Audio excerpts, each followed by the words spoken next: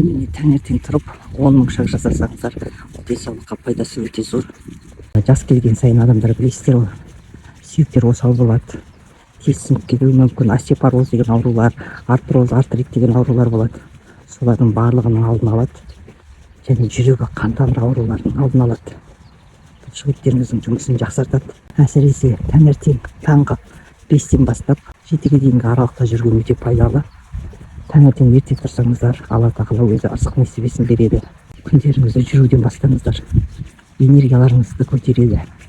Энергия дегендеріңіз ақшаның көзі. Энергияларыңыз көтеріңкі болса, табыстарыңыз да көбейеді. Компанияда күніне 10 000 шаг жүрсеңіздер, $10 төлейді. Тектен-текке жүрмейсіз. Күніне 10 000 шаг жасасаңыз, $10 алып отырасыз. Оны өзіңіз кейіннен осы біздің компанияның продукцияларын жеңілдікпен алуға пайдаланасыз. Күніне 10 000 шаг жүрсеңіздер, бір күнде 300-400 калория жағасыздар.